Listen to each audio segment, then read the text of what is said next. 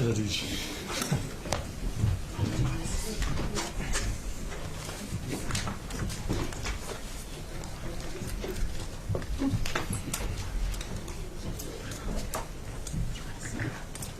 afternoon, everyone. Thank you very much for joining for this Friday press briefing on COVID-19.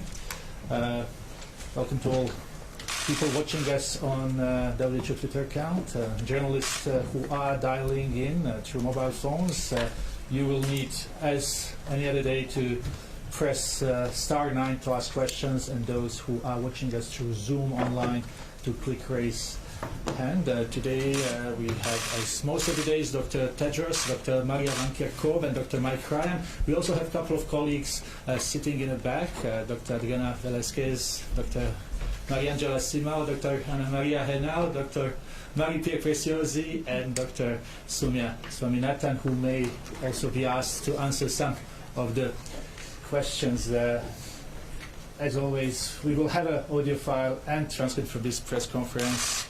And I will just really remind everyone, if it's possible, to ask one question, please, so we let all colleagues to ask their questions. So please, let's try to respect that. Dr. Tedros, please. Thank you. Thank you, Tariq. And good afternoon, and thank you once again for joining us in person and online. And I would like to start by acknowledging International Women's Day this Sunday. This is a moment to remember that around the world, many women cannot access essential health services and continue to suffer disproportionately from preventable and treatable diseases. But International Women's Day is an opportunity not only to promote and protect the health of women, but to highlight the vital role they play in promoting and protecting the health of all people. Globally, women make up 70% of the global health workforce, but hold only 25% of senior roles. WHO is committed to promoting gender equality everywhere, and especially in the health workforce. We're proud that we have achieved gender equality in our senior leadership team at WHO headquarters, although we know we still have to work to do in other parts of the organization. Women are also playing a vital role in the response to COVID-19, and we're proud to have many amazing women leading our response in WHO, including Maria, Sylvie, Soumya, Anna Maria, Maria Angela, Mary Pierre, Adriana, Gabi, Nika, and many others. In the past 24 hours, 2,736 cases of COVID-19 were reported from 47 countries and territories. There is now a total of 98,023 reported cases of COVID-19 globally and 3,380 deaths. We are now on the verge of reaching 100,000 confirmed cases. As cases increase, we are continuing to recommend that all countries make containment their highest priority. We continue to call on countries to find, test, isolate, and care for every case and to trace every contact. Slowing down the epidemic saves lives and buys time for preparedness and for research and development. Every day we can slow the epidemic is another day hospitals can prepare themselves for cases. Every day we slow down the epidemic is another day governments can prepare their health workers to detect, test, treat, and care for patients. Every day we slow down the epidemic is another day closer to having vaccines and therapeutics. which can in turn prevent infections and save lives. As you know, last month WHO convened a meeting of more than 400 scientists to identify research priorities.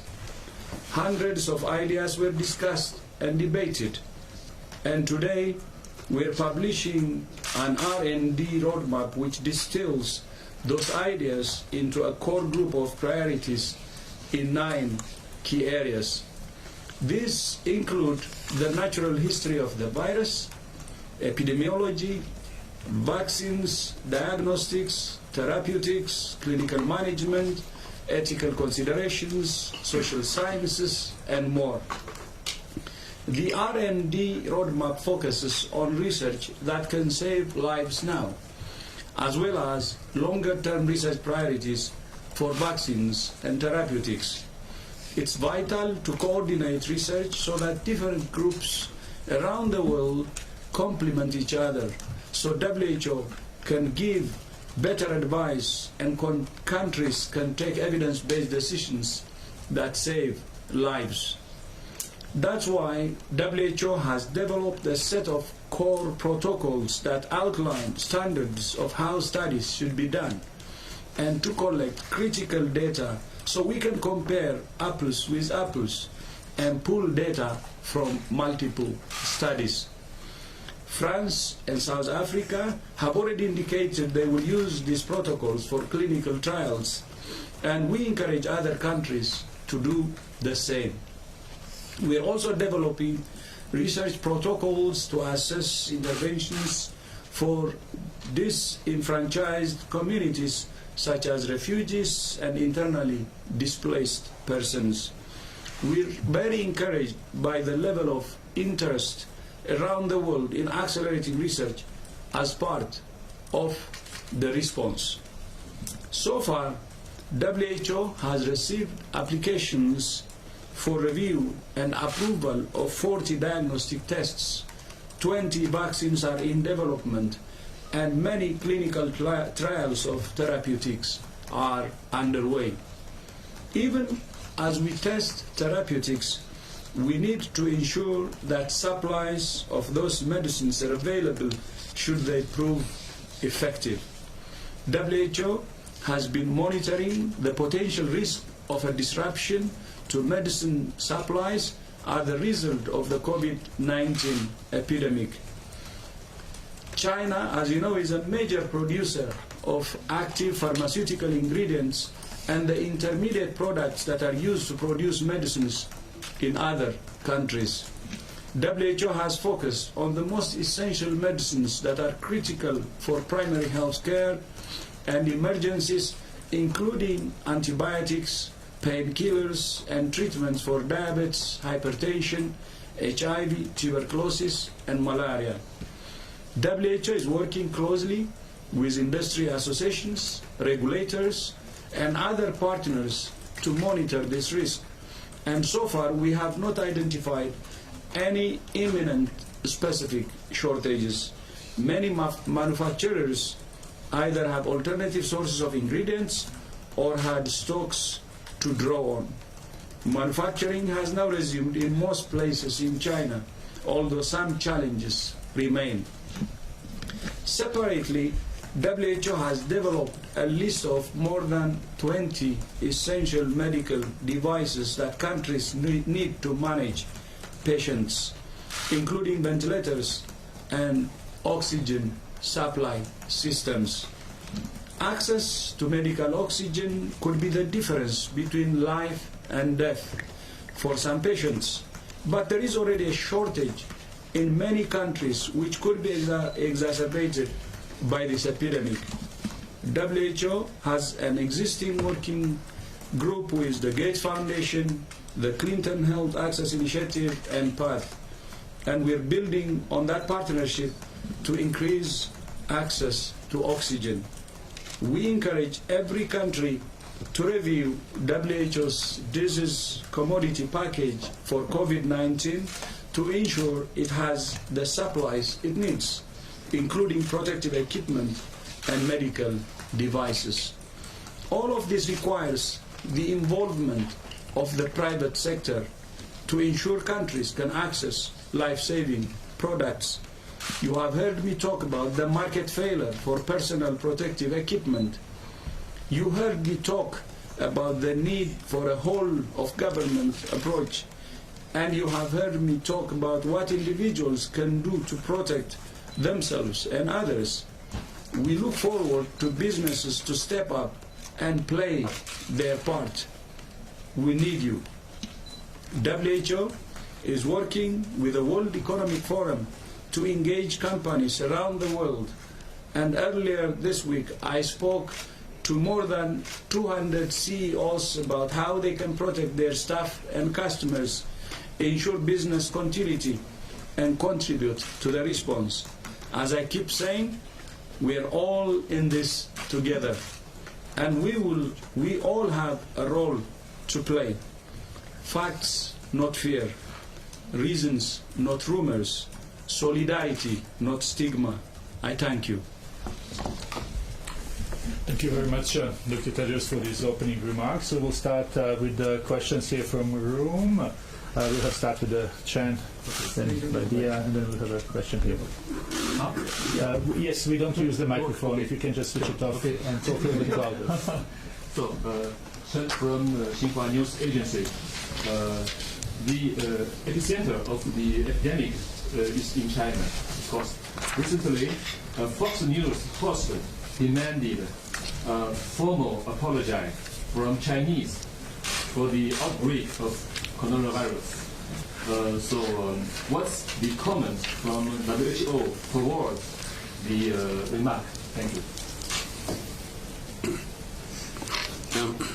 I'm not aware of the comment, but I think we've said numerous times in previous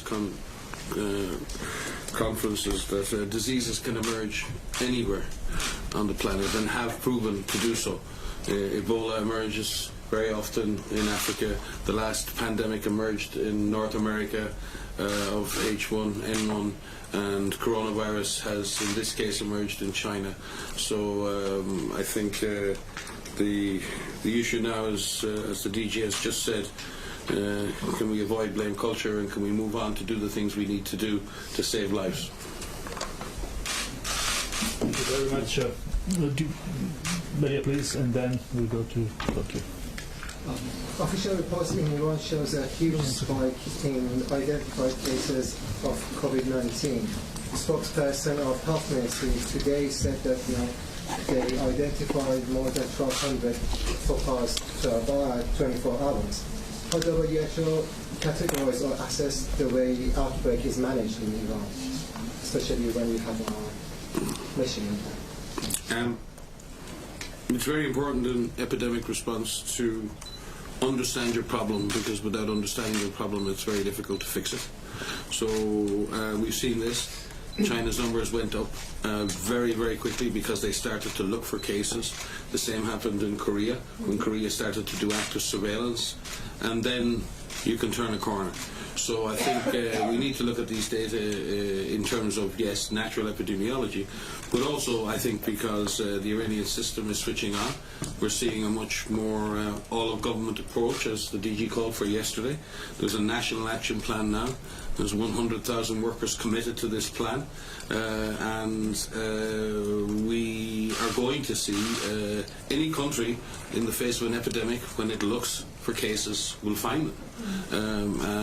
And if we call that a bad thing, it is. It's a sad thing for the people who have the disease, but it's much better that we understand the extent of the problem. So we commend the move towards more aggressive, targeted surveillance, and we hope that that will lead to the kind of control measures that can help push this virus back.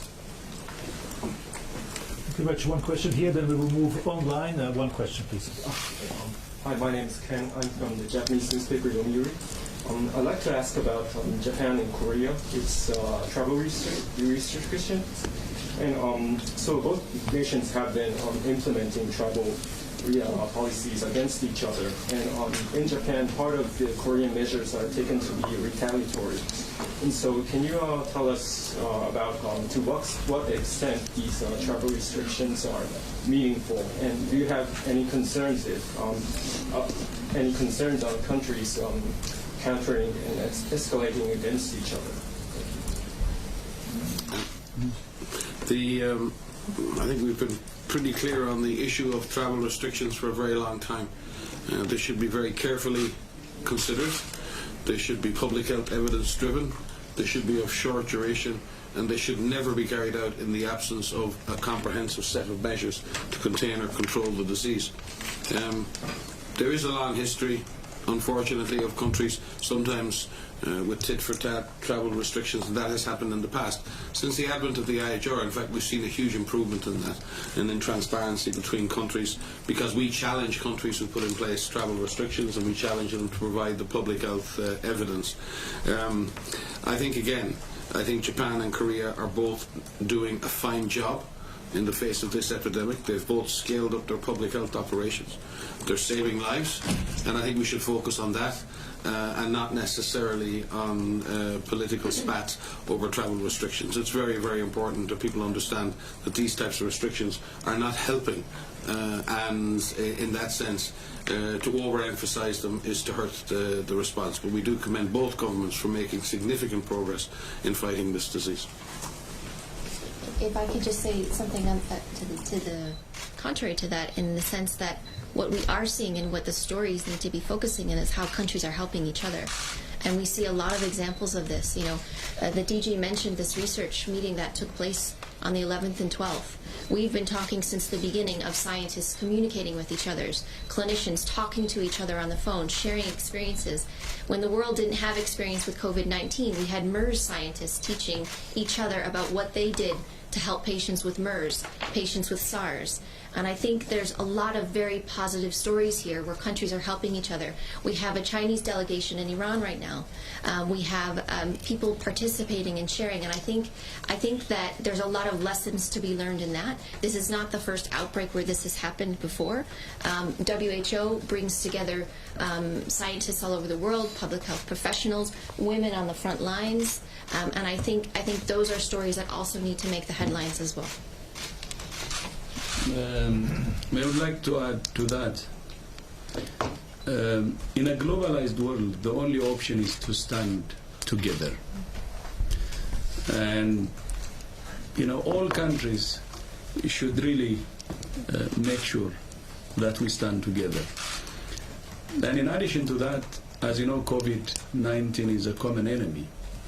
And the only way we can beat this virus is when we stand together. And that has been the message from WHO all along. And it is, and it will be. So we call on all countries to stand in unison, because it's the united force that can help us to beat this virus as soon as possible.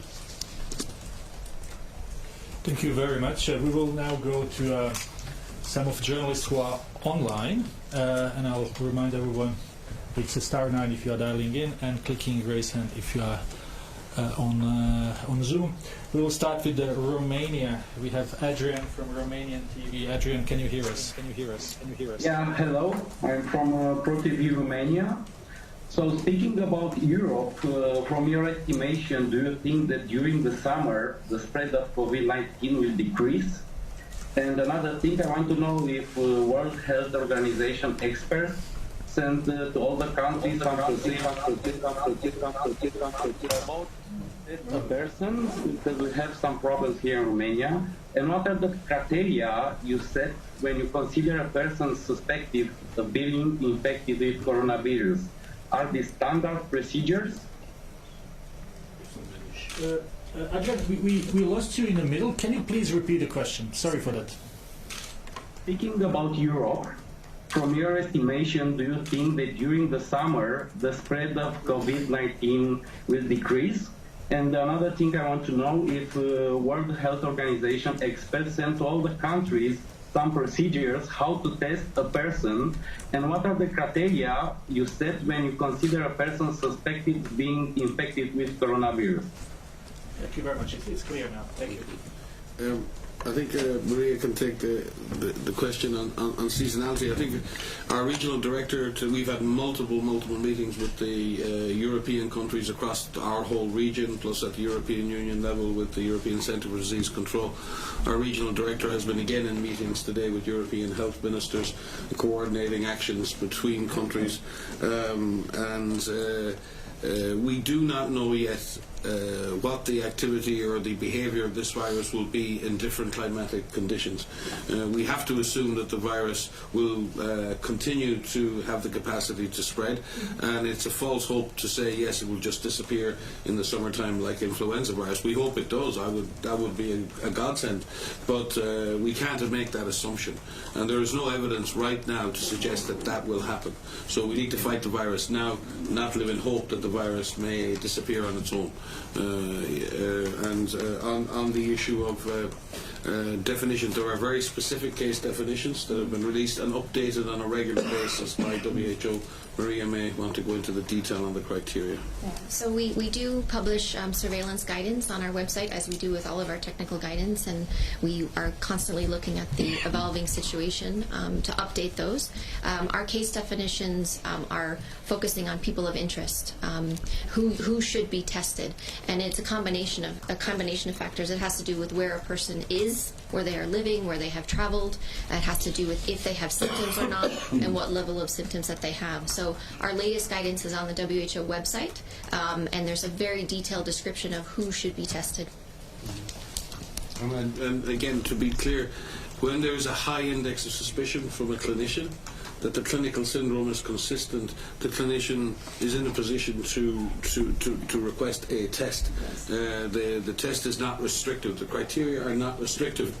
But we have to be careful with is that if every single person with a sniffle is to be tested, then we will run out of the capacity to test. So there are major criteria, but that final decision is very much left in the hand of the attending physician based on their instinctive or clinical judgment, and if there are symptoms highly consistent with the COVID infection, that physician may request that test, or that is at least WHO's advice. Yes, and contacts. So that's the other one, is not just in that index of suspicion, but also if you have a confirmed case and you're looking at the contacts of those cases, they need to be tested as well.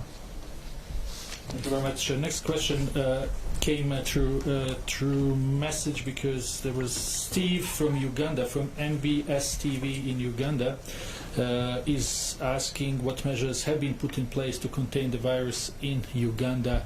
He says Uganda being a poor country. I think Uganda has proven its capacities over the last year and a half.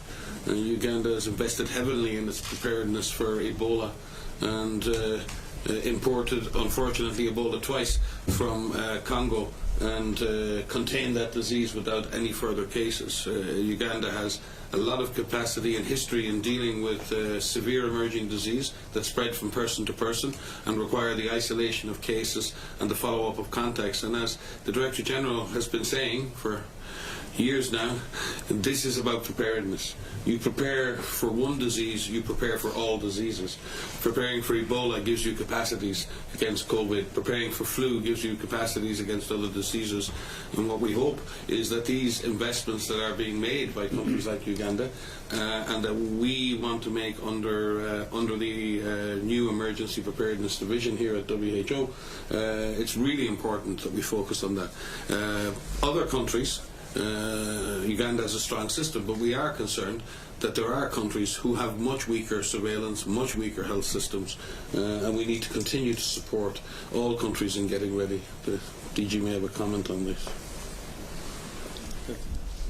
Thank you. Thank you very much. So this was answer to question from Steve from Uganda, NBS TV. If Chris is fine, we can go to one more question, or two more questions from online. Elaine Fletcher from Health Policy Watch. Or let's start with the thanks, Chris. We'll start with Banjo Kaur from Down to Earth, India. Banjo, can you hear us? Yes, I can hear you. Can you hear me? Yes, please go ahead. Go ahead. One question. My question is to Dr. Maria. Maria, we had only 5 cases till 3 days ago, but now we are, up to 30, 31 cases. But the testing criteria in our country is limited to suspected cases or to the ones who have been in contact with the confirmed cases. Do you recommend that, as Dr. Mike was saying, that we should now expand our criteria and a clinician, if he finds that it is necessary, be allowed to recommend a test, an investigation test? So thank you for the question. So we put out recommendations of what we feel is most appropriate for testing. And it is important that countries look at these and they make an assessment of what is best for their country. Our guidance is out there to be aggressive at finding all cases among people of suspicion and ensuring that the contacts of those cases are also tested so that we can prevent onward transmission. Decisions need to be made based on capacity, based on many different factors, but it really is important, especially early on, as you said, you have some cases in your country. It's very important that there's an aggressive approach in the beginning, that you look for all of those cases, because as case numbers increase, systems become overwhelmed. And so as much as can be done in the early stages of this, the better chance you have to delay and to reduce and suppress transmission. Thank you very much. We will now go to Elaine Fletcher from Health Policy Watch. Elaine, please go ahead, and sorry for Thank you. Hi, thanks for taking my question. The World Bank announced recently that we'll put its spring meeting on a virtual format, and that move was applauded in many quarters as something that would also save carbon emissions and travel costs, which are significant for global organizations. And many private companies, meanwhile, have also begun to encourage teleworking as a preemptive move to reduce infection risks. What's your message on these topics, and is WHO making contingency plans for a virtual World Health Assembly? Thank you, Elaine, for that. Yeah, I'll leave the DG to comment on the World Health Assembly. I think we advise a risk management approach to all of these different gatherings and meetings, and I think we are entering a new era on this planet in terms of our movement and how we engage and how we interact with each other. And it's wonderful to see that we have alternatives now to necessarily having to meet face to face all the time. And if there is a benefit to the planet, then that is great. But we would obviously rather not have COVID-19 and the fear and the disruption that it's causing. But we have to, life has to go on. Our economies, our societies, our communities have to continue to work, to live, to educate, but I think we also need to innovate, and it's wonderful to see the innovation in education, the innovations in communications, the innovations in our capacity to continue doing the things we do, but maybe using alternative ways of achieving the same ends. And if there are benefits to our planet for that and to our society in general, that's great. But I think we'd like to get rid of COVID-19 too, huh? Mm-hmm.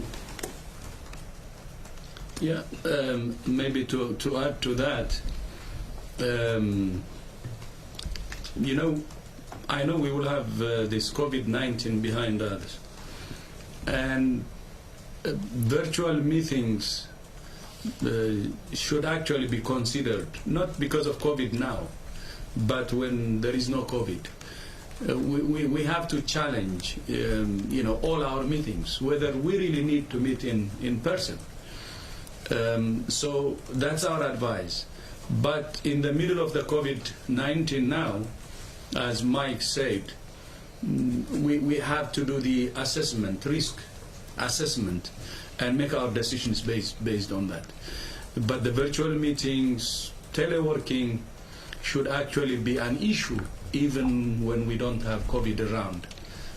As you said, one added advantage is minimizing the carbon footprint, but there will be other advantages too. Let's go back to and on assembly, of course. On assembly, we still have time, so we will assess the situation. It's what we say based on the risk. We will decide. We will let you know. Thank you very much. We will go back here, but we will take one or two from the room because we want to go back to online. You will remember yesterday we had issues and we didn't take questions from our colleagues. Yes, please, Shoko, and then Jamie, and then we'll go back online. Shoko Koyama from the National Institute of Test. Dr. Chudros, you just mentioned that the number of confirmed cases is now reaching 100,000 and it's spread to 88 countries, areas and places. Do you consider it as a new phase, or how do you characterize this situation? Thank you. No, I said it yesterday that it's geographically expanding and it's deeply concerning. But at the same time, the most concerning is out of the 88 countries, we're saying more countries affected from the low income with weaker health systems. And that's the most concerning. And we're working with all countries to tailor the response they should take based on their situation. And our focus will be to support countries with weaker health systems. There was a question from Uganda earlier. I fully agree with what our general said. On Uganda, its preparedness level has increased significantly, especially after Ebola in DRC, and we have seen how it has been responding. But still, we will continue to support, especially the countries with weaker health systems, to help them to better respond. That will be our focus.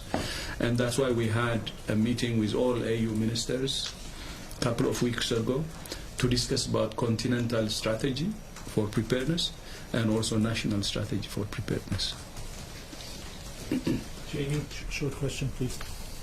Hi, Jamie, Associate Press. I'd like to go back to behavioral things that people can do, because I think there's still a lot of confusion out there about what people can do.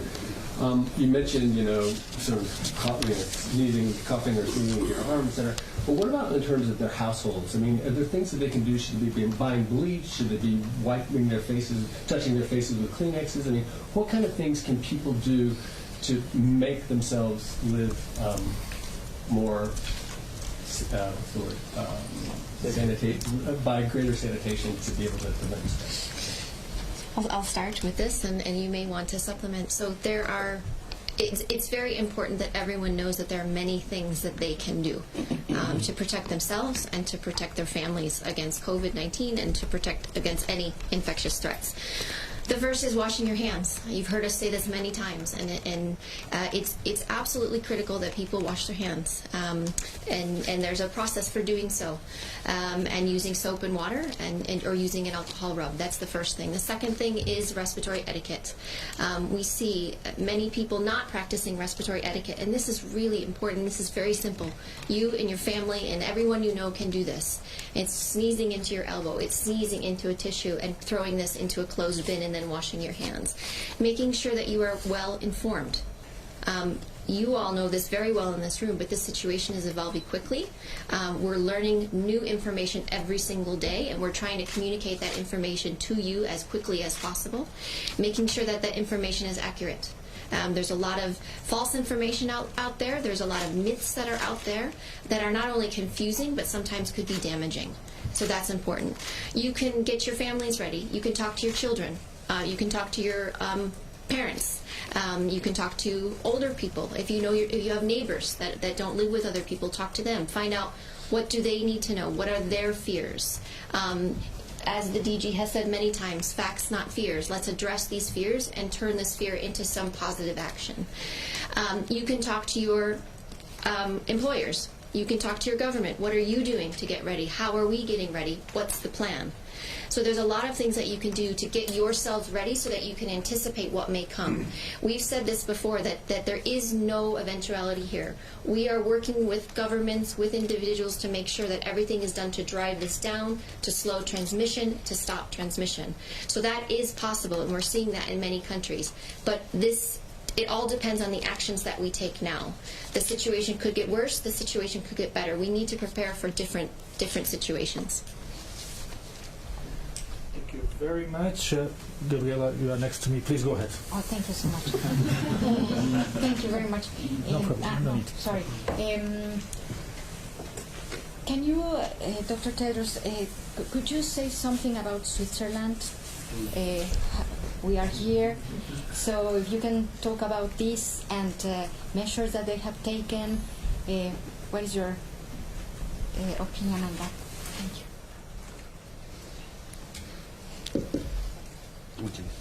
Speak to Gabriela likes to ask me, so I say just answer. Yeah. I have a general. No, well, first of all, we express our gratitude to the government in Switzerland for their cooperation with us and all of the other UN agencies in terms of our own business continuity planning and other things here. There's a big international community here in Geneva, and we've been working very closely with them on how we deal with business continuity going forward. You can imagine we have our own concerns too, to be able to continue to run our operations in WHO, not only for our normal health programs, but to be able to continue running a global operation here, or a global nerve center. So we thank the Swiss authorities for their continued cooperation. I believe the Swiss authorities are implementing measures that from their pre-plans, preparedness plans, and are engaging very closely with other countries and trying to coordinate activity across many countries. I think that's been the challenge for everyone in Europe right now, is coordinating activities across all of the nations of Europe with such open borders, and many having slightly different policies regarding mass gatherings, slightly different criteria regarding testing, and I think that's caused a lot of people to question why there isn't one standard approach in every country, but that's impossible to achieve. What we need, each country is making its own risk assessments based on the risks it perceives, its openness, its exposure, and its own vulnerabilities, and we continue to say this. And what we will do is always, when asked, and sometimes even when not asked, offer advice to countries regarding the approaches they're taking to risk management. So I don't have any specific comments to make on the Swiss response, unless there's some specific issue you have a concern with, because it's a good public health system responding to the issues that it faces. Thank you very much. Let's try to take a couple of more questions from online to make up for yesterday. Marianne Benitez from Hong Kong. Marianne, can you hear us? Yeah. Can you hear me?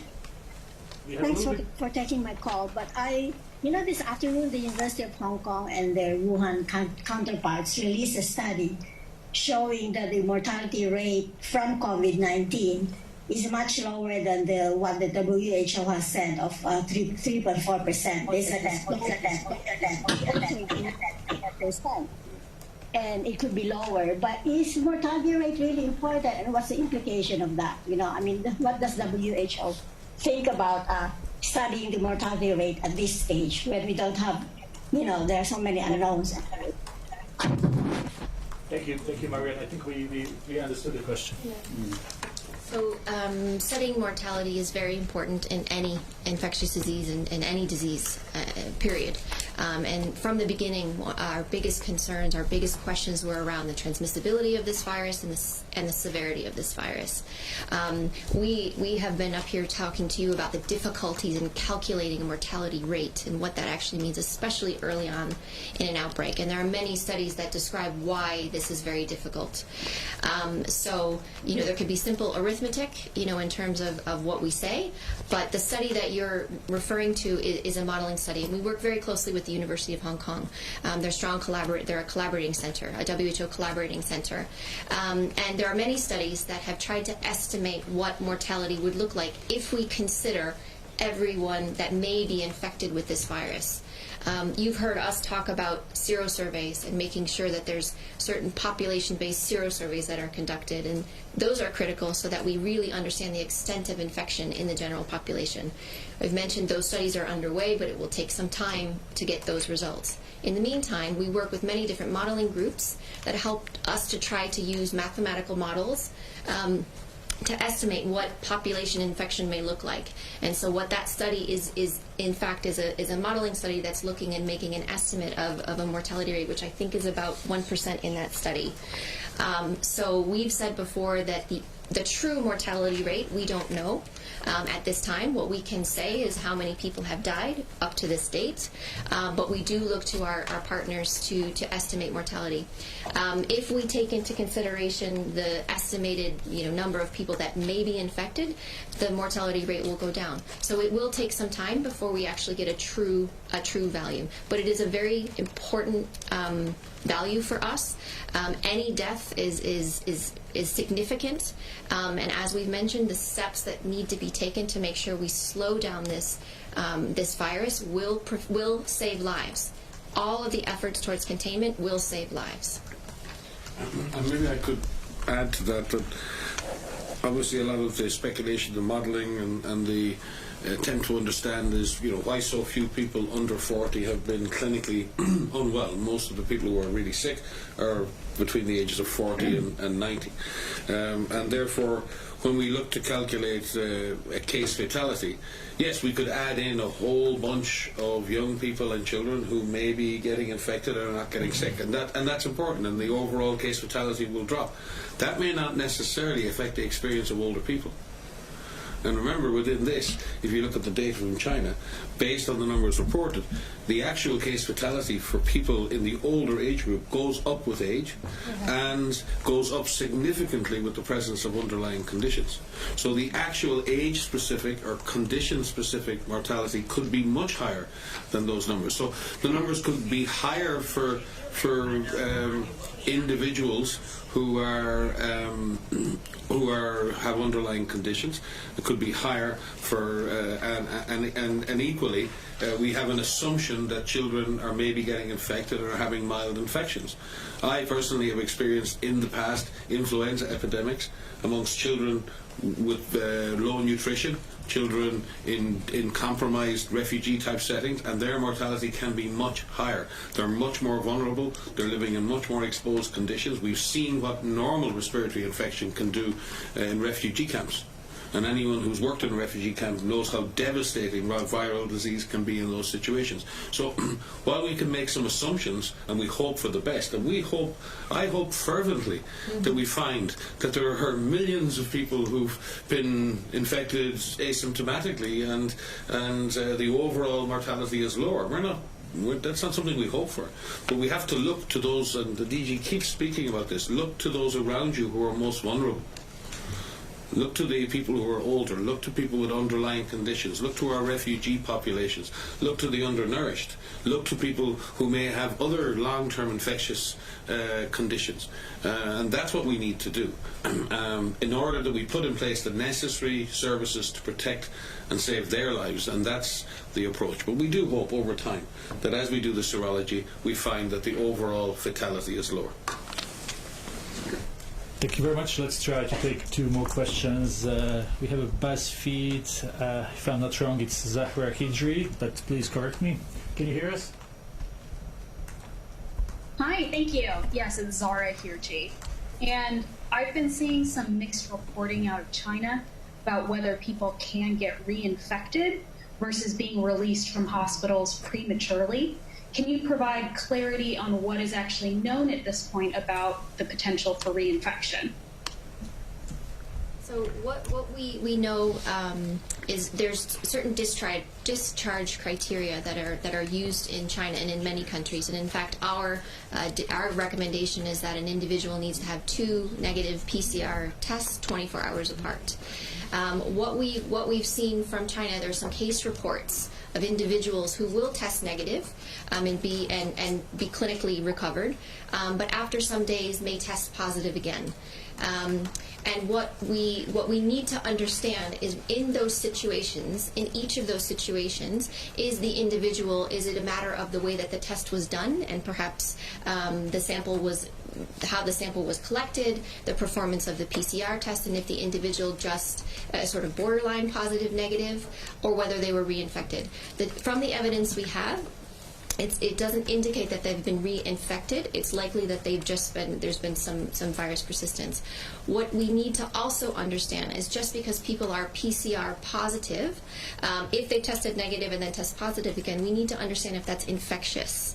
And so we need prospective studies of individuals who have recovered over time and following them after their recovery to take repeated samples to understand if they're still shedding and if they are infectious. Mm-hmm. Yeah. While agreeing with what Maria said, even in other countries, there is one concern we have. Hospitals have been running very lean and mean, especially in high-income countries, creating a lot of efficiency. And when I say lean and mean, making it very close to what they need during normal times, you know, the number of beds they need and so on. And that's why we see some surprise in high-income countries. And when emergencies actually arrive, then, you know, triggering or expanding that lean and mean system becomes a bit difficult and time-taking.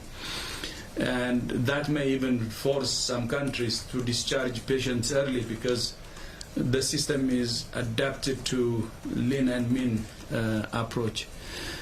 So I think this is a question for even the long term.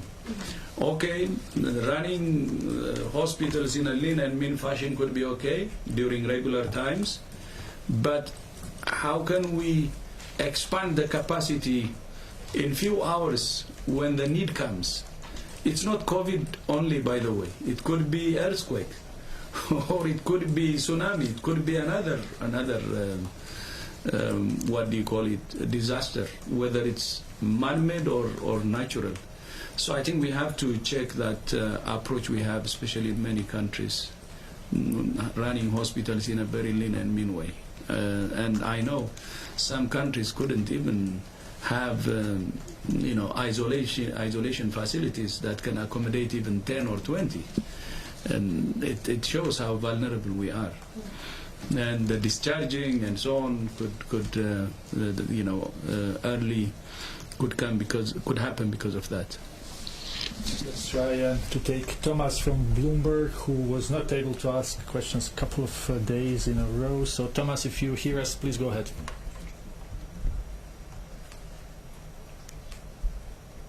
Hello, Thomas, can you hear us? I don't think we have Thomas. Can we then, Chris, maybe try Helen Branswell, who is also online?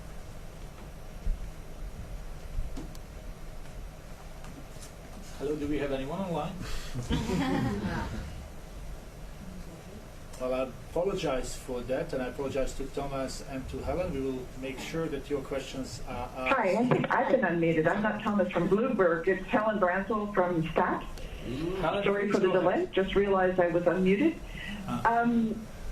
My question is about the clinical trials in China for the therapeutics.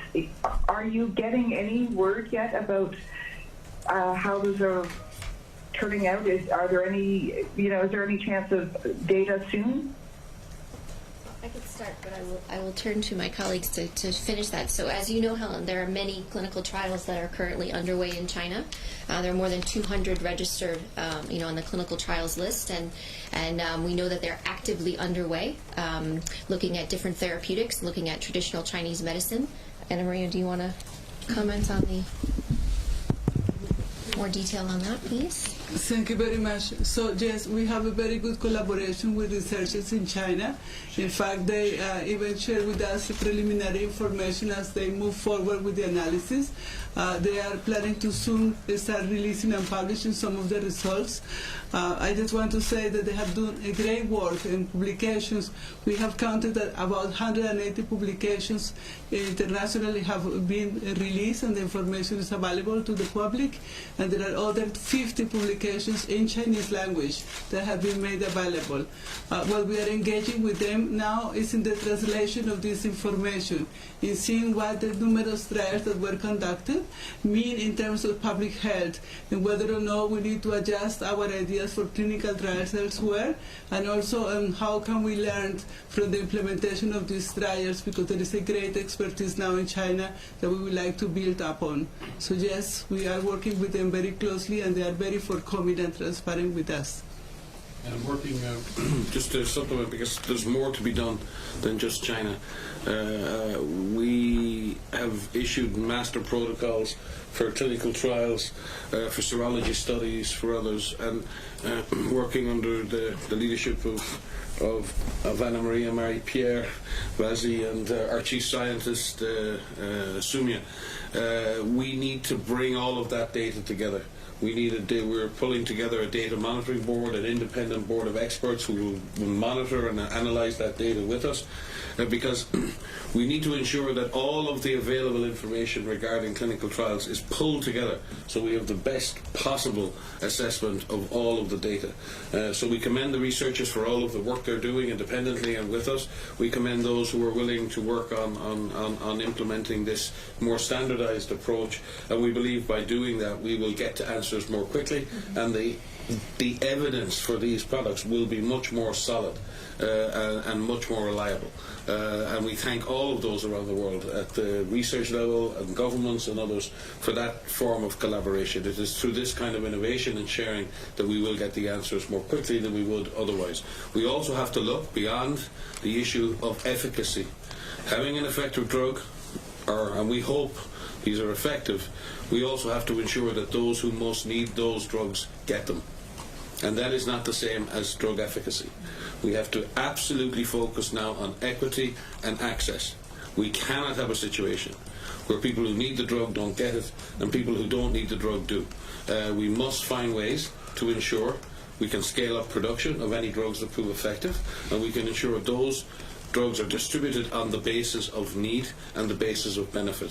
And WHO is already working on mechanisms by which we can achieve that, working with our partners both in the north and the south. Thank you very much. This was Anna Maria Henao Restrepo, who is a unit head, research and development blueprint with our emergency program. Let's try Chris one more time. Thomas from Bloomberg before we finish for today. Thomas, can you hear us? Can you hear us? Can you hear us? Can you hear? One more time. Oh, Thomas, we will have to leave then for tomorrow. We will conclude for today. Thanks everyone for watching us. We will have audio file and transcript, and maybe Dr. Tedros will tell us when do we see each other again. See you on Monday. Bon weekend. Bon weekend.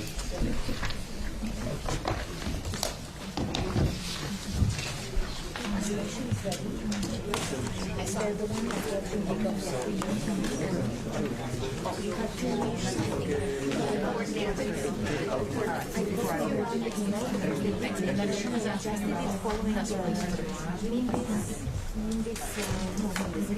feedback that Maria cleared, so we are ready to use it. I'll try. You want to use it over the weekend? I mean, yeah, as soon as possible.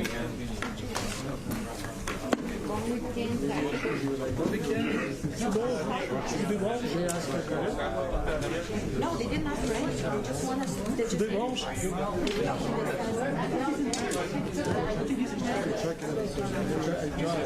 Oh, no, we'll try next time.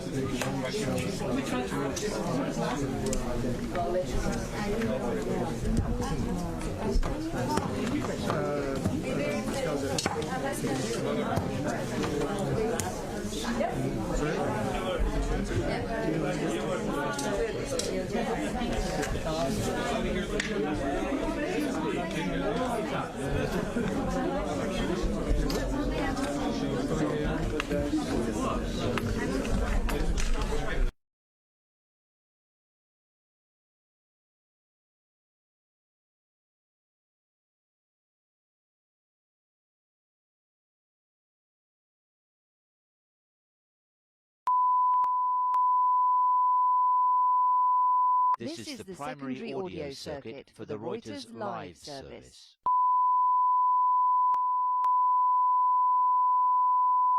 This is the primary audio circuit for the Reuters live service.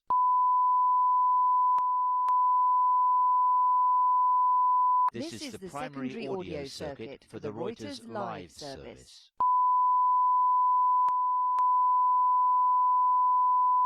This is the primary audio circuit for the Reuters live service.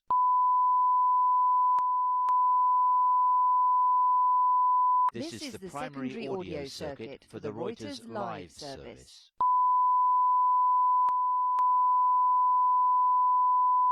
This is the primary audio circuit for the Reuters live service.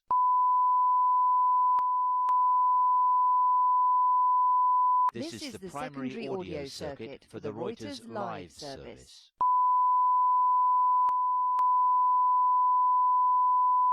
This is the primary audio circuit for the Reuters live service.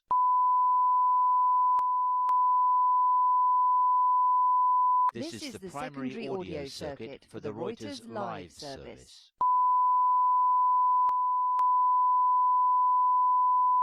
This is the primary audio circuit for the Reuters live service.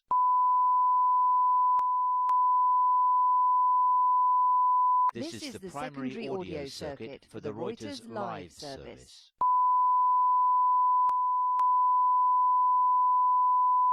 This is the primary audio circuit for the Reuters live service.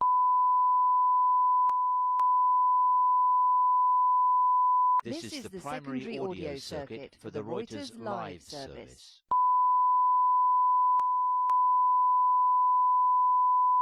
This is the primary audio circuit for the Reuters live service.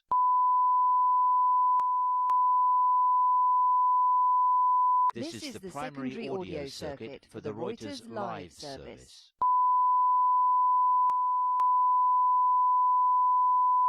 This is the primary audio circuit for the Reuters live service.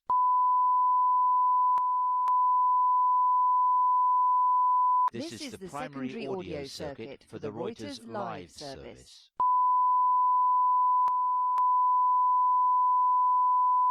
This is the primary audio circuit for the Reuters live service.